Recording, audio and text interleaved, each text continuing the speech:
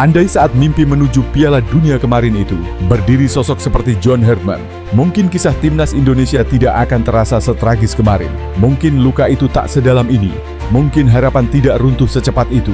Karena apa yang kita lihat hari ini bukan sekadar kemenangan. Ini adalah isyarat yang selama ini hilang. 4 gol ke gawang Saint Kitts memang indah di atas kertas, tapi ini bukan tentang angka. Ini tentang bagaimana kemenangan itu lahir, tentang bagaimana setiap detik di lapangan terasa hidup, terasa bernyawa.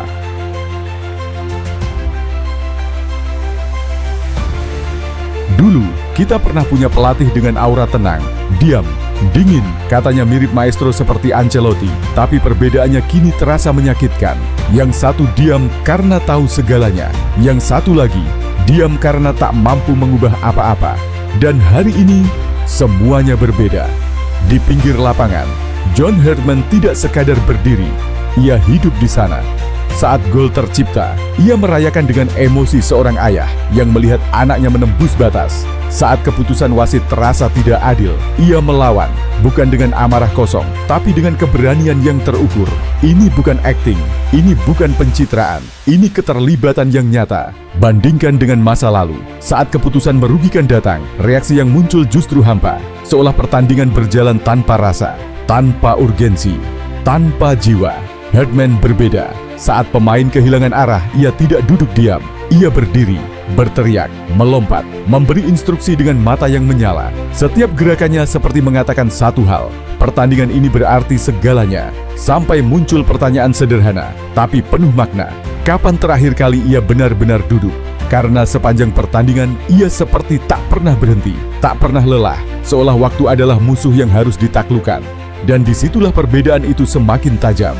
Dulu, di momen genting, justru ketenangan terasa seperti ketidakpedulian.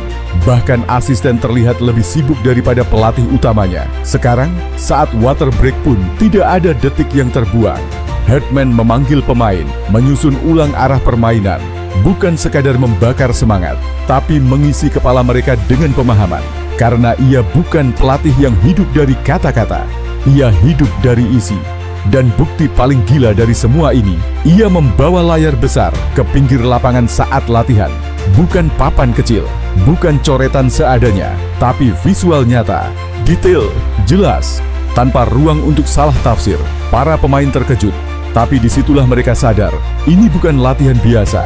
Ini adalah proses membentuk cara berpikir.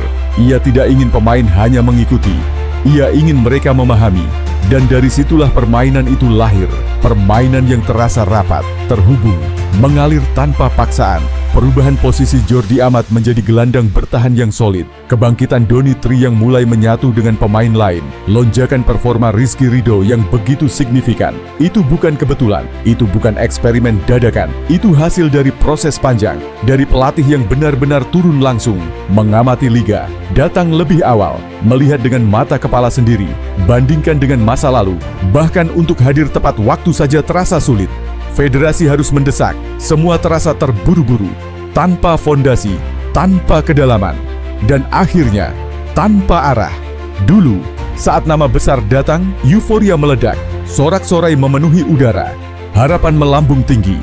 Tapi yang tersisa hari ini, kekecewaan, dan perlahan, kehancuran.